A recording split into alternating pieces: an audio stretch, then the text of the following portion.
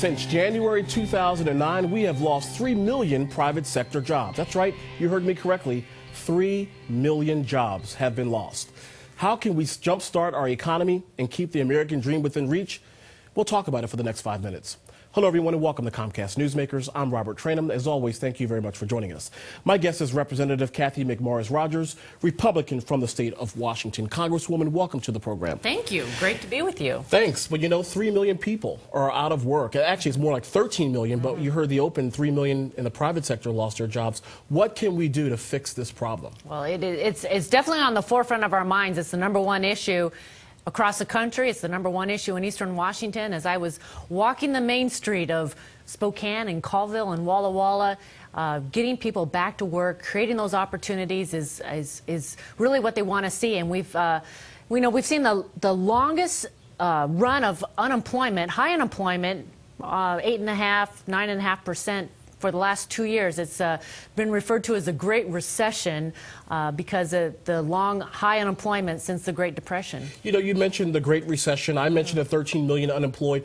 There's a balance in Washington, D.C. in terms of whether or not you spend more money at the federal level to pump more money at the state and local level for the states out there and the municipalities that are hurting, or do you cut spending so that thus in the process the economy will kind of grow from an entrepreneurial standpoint? Right. I think I know where you stand on this, but walk us through what you think about the overall government spending. Well, when I ask the job creators, when I talk to small business owners who create 80–90% of the new jobs in America, they say it's been the uncertainty that has made it so difficult for them. Uncertainty over whether or not they can get a loan, and we've seen some real challenges trying to get loans for small businesses. Uncertainty over the new health care bill, uncertainty over new rules, regulations that may be coming down on them.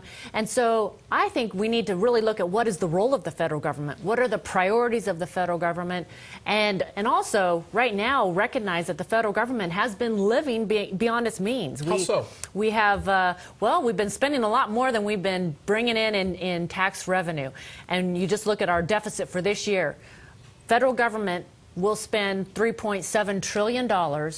Expected revenue is around $2.2 trillion. So we have a $1.5 trillion deficit. It's a lot of money. Our debt now is $14 trillion. It equals our economy. It equals our gross domestic product. So would you suggest that we rein in government spending from an entitlement standpoint, reining in Social Security spending, reining in health care costs, reining in defense spending?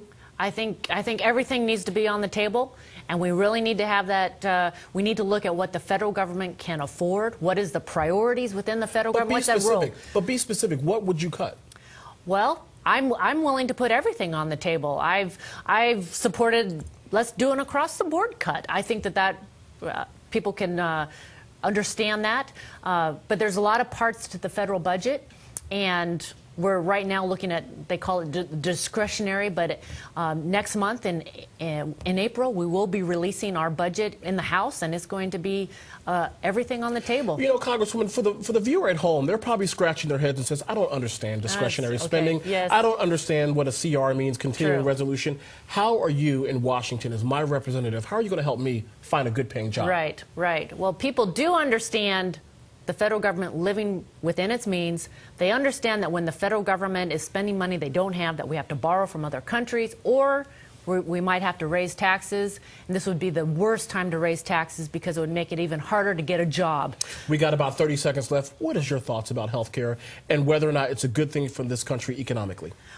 We need to have the right kind of health care, and this country needs health care reform. The bill that passed last year is the wrong approach. We can do better. That's why I supported the repeal of the health care bill earlier, and I'm working to replace it with better market-based reforms that will ensure that we have quality, affordable health care and access across the country. Congresswoman, of course, thank you very much for stopping by. We really appreciate it. Thank you. And of course, thank you for watching Comcast Newsmakers. I'm Robert Trainum. Have a great day, everybody. We'll see you next time. Take care.